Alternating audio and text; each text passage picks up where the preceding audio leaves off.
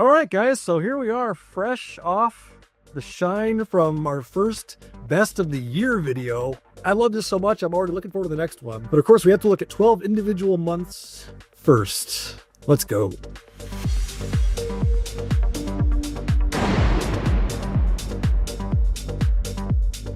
James, I think this month was probably one of the hardest I've had to judge yet.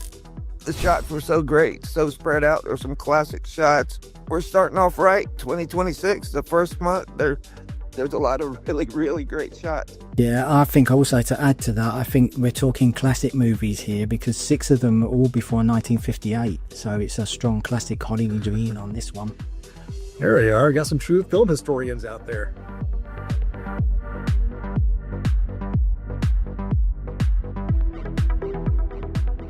You know, it was tough to pick a number one, as you guys alluded to, and this one landed there for me. I think it's maybe the color grading match, which kind of makes me want to ask you guys how you feel about color grading. Now, I color grade my shots. I'm a bit of a purist, but color grading I will do as long as I don't slop it up and make it terrible. But this was so top quality as far as that goes that it popped for me, so I put it at number one. We've seen a pattern of a lot of our international delegates coming to California and kind of doing the reversal of the big voyage. And Gareth Molen here, old brother Gareth, he had a month. He had himself a month. Yeah. And the thing I want to say about him is, you know, he also went to Los Angeles. And we always talk about how in Los Angeles, how long the list is. And you really have to prioritize there, you know, because there's so many different choices. You really have to decide what you love the most in Los Angeles. And for most people, it's the same stuff. It's it's Back to the Future, it's Halloween. But Gareth, if you're going to be going to Los Angeles and you want some ideas that are a little off the beaten path, especially if you want like true golden age of Hollywood stuff, go to the top 10 movie locations group and do a search for Gareth Molen, and he'll give you some ideas of. He did this Charlie Chaplin shot that almost got my number one vote. I love the month that Gareth Molen had.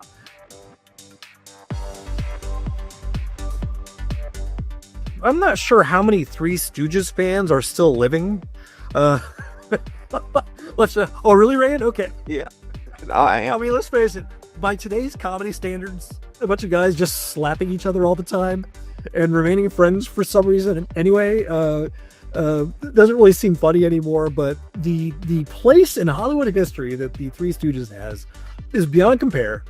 And I saw this shot from Hito Zapata, and it just warmed my heart. I could not help but give it my number one vote. It's mind-blowing that there's stuff still around from that area. So anytime I see a shot that's still around from that era of Hollywood, it matches any part up. You know, he's got the circular base that he's matching up. You know, I loved it. You know, it was a top 10 shot for me, and that's a shot I'm going to go get. So thank you for the inspiration. My only complaint here about what Hito did was he should have got 2 of his buddies. Yeah. So Rayan, if you do go get it, please wait until I'm also in Hollywood. Yeah. All right. Fair enough. One of you other guys, and so three of us can get the shot together.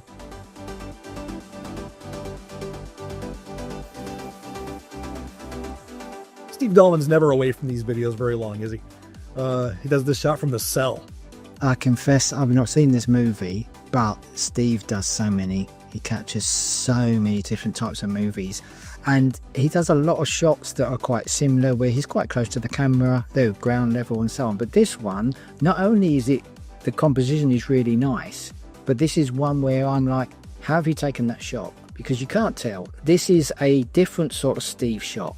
And that's why, I mean, firstly, like I said, the photo caught my eye because it's different, it's unique and so on. It's like, well, what's this about? And then I thought it's Steve, and I thought it's a different Steve.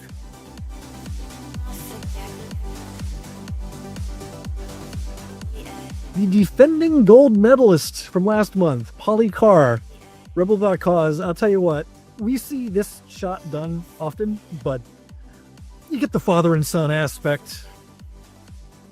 Oh, that's what got you, James. That got me. Yeah.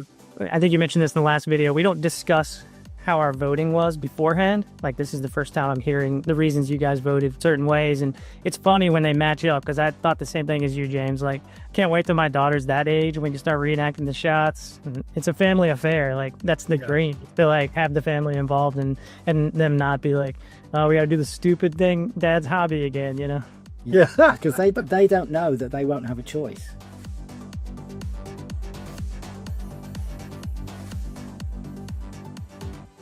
This is a 2-for-1, and this is a great example of, if you look at the shot there, you could swap those soldiers out for the car from Chitty Chitty Bang Bang and you'd still be in the same location. That's the sort of difference between how, most people would watch these two shows and probably have no idea that you've just seen the two things at the same time, but that happens often.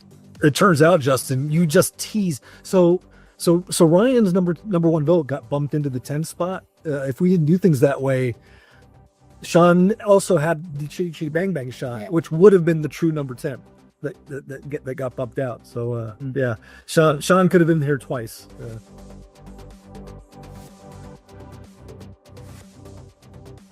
The hardest thing about this shot, James, is getting there.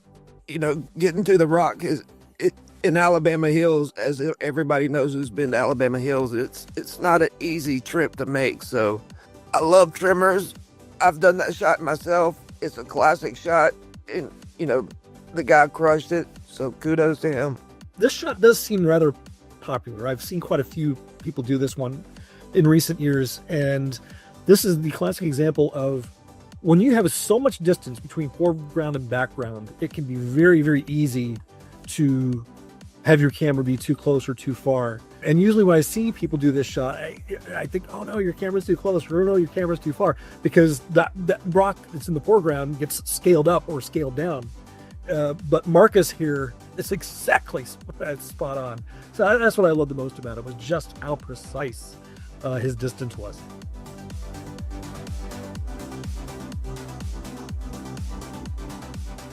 All right, number 4. We got a newcomer at number 4. I haven't seen this name before. Luis Martin Sanchez does The Quiet Man. Oh, God bless your beautiful soul, Luis. Love the fact that you did The Quiet Man. We're going back to like old school movies and bringing them back out with locations, and again bringing Ireland onto the map. Have we done Ireland before? I'm trying to think. This is the first time from Ireland, first shot from Ireland. So it's another, if we're keeping score between states and countries. Might not be everybody's favourite, but if you want to talk about iconic in Hollywood at a period of time, John Wayne coming to Ireland. The thing that's worth mentioning, just in terms of our generation of moviegoers, is if you watch E.T., and remember when E.T. was home alone, he was watching television by himself, and there was the kissing scene that Elliot reenacted, because that's The Quiet Man. Yeah.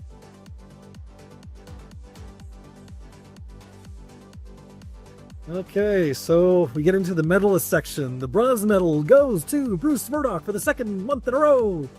Yeah, this shot to me, James, is classic. It's in the Garden of the Gods up near Chatsworth, California. Just to the left of the shot is the Lone Ranger rock. The horse, where the horse goes up. Classic Bruce, classic movie, amazing shot.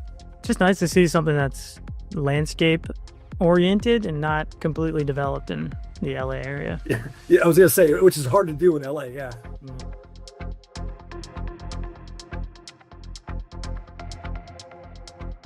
We just did our best of the year video, and when Martin Higgins told us he just went to Australia and did some Mad Max shot, and he saw our excitement, I guess he decided he better get that posted, and here it is at number 2. The amount of research that must have gone into this, putting this trip together, to getting out there and getting all of these shots, I feel this is, again, one of those sense of achievements. I want to get to this shot. I want to see this. As far as guerrilla filmmaking goes, this has got to be one of the top movies of all time. Yeah. So Ryan's number 1 vote got the honorary bump into the 10 spot. If we didn't do it that way, the true number 10 shot would have been a second shot from Shauna Philby, this one from Chitty Chitty Bang Bang. A few other shots that we really loved this month came from Mitch Phelan, Balash Kadar, Leslie Hollins, Matthew Bostic, and Randy Parsons.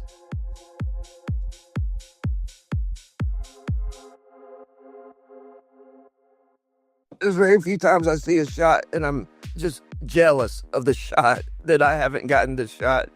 And I love this movie so much. I've seen a lot of shots from this movie, but I personally haven't seen this shot done. And it's done so perfect.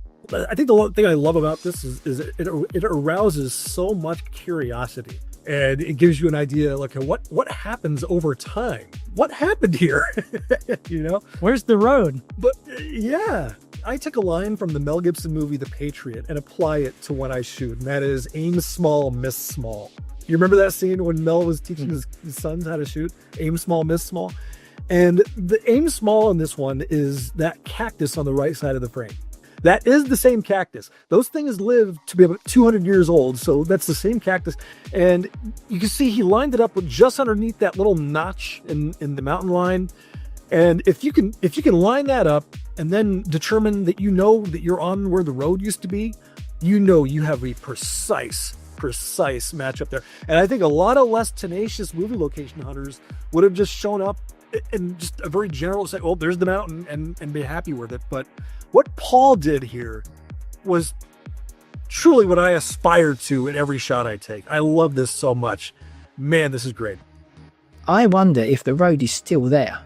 But what's happened is just over time, it's just been overgrown and you know, like somehow and the weeds have just found a way. And I reckon if he went with a spade and dug away some of that there, I bet the tarmac's still there. At first, I was surprised this one made number one, not because it's not a great matchup, but I didn't notice the cactus thing because my first thought was like, well, is he in the right spot? Because he's not on the road. But you're pointing out the cactus because it's kind of mind-blowing, because I don't know how you find that unless you're on like historic aerials, making sure you're at the exact coordinates of where a road is. And even if you're on the road, how do you know you're at the right distance? So I'm sold on this one for number one. I could say that. Old Paul Slattery, his name gets added to the Circle of Honor. All right, guys, so 2026 is off to the races. That was a pretty dang good month. As always, can't wait till next month. You guys have fun and stay safe out there.